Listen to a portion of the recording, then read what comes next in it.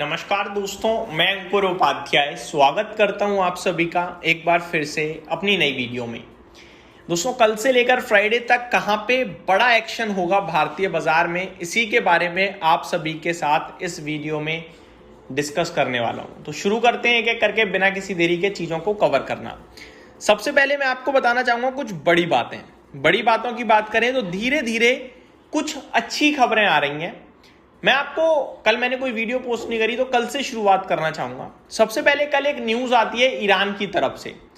Iran कहता है कि हम स्ट्रेट ऑफ हॉर्मुज़ ओपन कर रहे हैं, लेकिन केवल उन लोगों के लिए जो हमें चाइनीज युएन में पेमेंट करेंगे, उनके लिए स्ट्रेट ऑफ हॉर्मुज़ ओपन है। दैट मीन्स वो यूएस डॉलर को कट करना चाहते हैं। और अगर ये हुआ तो ये एक फाइनेंशियल वॉर हो सकती है, जो अभी मिलिट्री वॉर है। क्यों? शॉर्ट में बताऊंगा, ज्यादा वक्त नहीं लूंगा क्योंकि और भी बहुत सारी चीजें हैं डिस्कस करने के लिए। दोस्तों, यूएस डॉलर नहीं एक्सेप्ट करने का मतलब है डॉलर की वीकनेस, और अमेरिका ये कतई भी बर्दाश्त नहीं करेगा, क्योंकि मेजर साइड पे अमेरिका की जो लड़ाइयां होती हैं ना, वो डॉलर को प्रोटेक्ट करने के लिए होती हैं। यहां तो डायरेक्टली डॉलर को ही कमजोर करने की बात चल रही है, तो ये बर्दाश्त नहीं होता। अब स्ट्रेट ऑफ हॉर्मुज़ दुनिया का 20% क्रूड अपने द्वारा रूट है, वो 20% क्रूड का। अगर इतने बड़े एरिया में डॉलर इस्तेमाल नहीं होगा तो परेशानी तो बढ़ेगी, क्योंकि डॉलर मेनली कहां यूज होता है? ऑयल में। 1973 में यूएस के प्रेसिडेंट ने सऊदी अरेबिया के साथ एक डील साइन करी, जहां पे उन्होंने कहा हम आपको प्रोटेक्शन देंगे, आप सिर्फ और सिर्फ दुनिया को अपना तेल डॉलर्स में बेचोगे।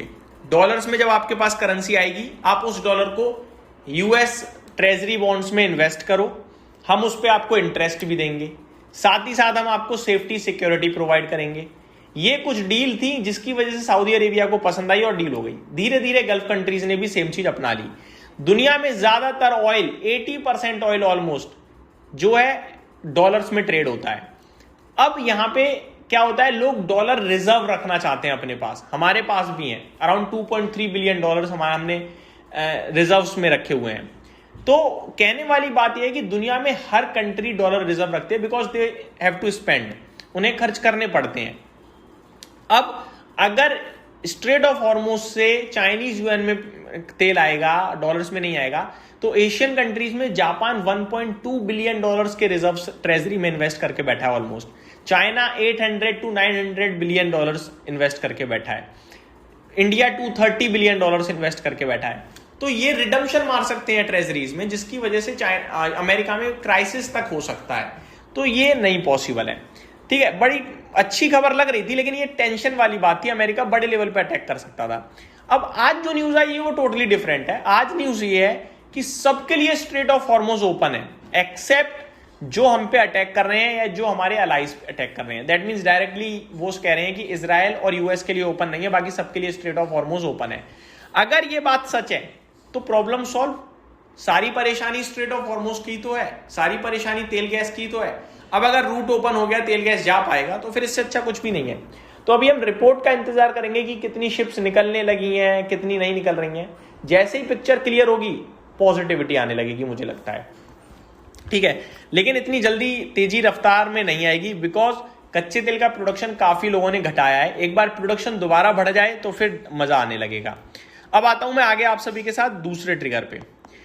ये तो हो गया मेन आपके लिए एक एक्सप्लेनेशन, जो कुछ भी कल से अभी तक हुआ है। अब मैं अगर आप सभी के साथ बात करूं दोस्तों कुछ और डिटेल्स पे, तो खग आइलैंड पे यूएस ने अटैक करा है। खग आइलैंड ईरान का कच्चे तेल का दिल है।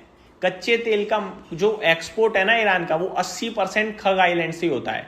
लेकिन यूएस क्लेम कर रहा है कि हमने उनके ऑयल इंफ्रास्ट्रक्चर पे कोई अटैक नहीं किया, हमने मिलिट्री बेसिस पे अटैक किया है। और अराउंड 90 से ज्यादा मिलिट्री टारगेट करे गए हैं लोकेशंस। तो ये एक ईरान के लिए बड़ा झटका था। अब ईरान इसको कैसे जवाब देगा, ये देखने वाली बात है। आगे बढ़े, कल से फ्राइडे तक में क्या एक्शन होगा? तो बड़े लेवल पे एक ही एक्शन है, और वो है फेड पॉलिसी। 17-18 मार्च में आई थी। पॉलिसी के आउटकम में इस बार रेट चांसेस 0% मान लीजिए, क्योंकि इन्फ्लेशन ऑलरेडी हाई है, रेट कट के चांसेस ना के बराबर हो चुके हैं। तो वो पॉलिसी मेरे को लगता है बाजार को मुश्किल पसंद आएगी और आ भी सकती है, क्योंकि ऑलरेडी एक्सपेक्टेशंस बहुत लो हैं। इजराइल ईरान का कंफ्लिक्ट और बढ़ता हुआ दिखा है, बिकॉज इजराइल ने अभी रिसेंटली 11 मार्च को एक इमरजेंसी फंड डिक्लेयर किया है, अप्रूव किया है $827 मिलियन का। किसके लिए? डिफेंस सिस्टम के लिए। वो और हथियार खरीद रहे हैं, तो ये चीज थोड़ा सा और दिखा रही है कि परेशानी बढ़ने के चांसेस हैं। तो ये मेरे हिसाब से बड़ी बातें थी। निवेशकों की बात करें, निफ्टी की बात करें, एफआईडीआईज के डेटा की बात करें, तो निवेशकों ने लास्ट वीक करीब 19.5 लाख करोड़ का नुकसान देखा है, जिसमें फ्राइडे अकेले 9 लाख करोड़ के करीब का नुकसान हुआ। तो भारी भरकम गिरावट देखी हम सभी ने। बात करें अगर एफआईडीआईज के डेटा की, तो फ्राइडे तो बहुत खराब आया है। डीआईज ने दबा खरीदा है, लेकिन एफआईज ने बहुत बेचा है। कैश मार्केट में 10,700 करोड़ का बेचा, फ्यूचर इंडेक्स में 5,200 करोड़ का बेचा, और फ्यूचर स्टॉक्स में 950 करोड़ का बेच दिया है। वहीं डीआईज ने करीब 9,977 करोड़ की बाइंग करी है। ये बाइंग जरूर है, लेकिन बाकी हर तरफ सेलिंग का फिगर काफी बड़ा दिखा हम सभी को। अब बात करूं आप सभी के साथ निफ्टी की, तो 23,200 के करीब हम बंद हुए हैं, 150 पे स्पेसिफिकली। 23,000 इंपॉर्टेंट है, ऊपर में 23,300 350 जब तक नहीं निकलेगा तब तक मंदी कितनी भी हो सकती है। स्टॉक स्पेसिफिक इस समय डिस्कशन नहीं बनता है, क्योंकि ब्रॉडर मार्केट में एक्शन चल रहा है जो भी है। तो ये मेरी तरफ से अपडेट थी, उम्मीद करता हूं डिटेल्स पसंद आई होंगी। Thank you so much for watching this video. Have a great day guys.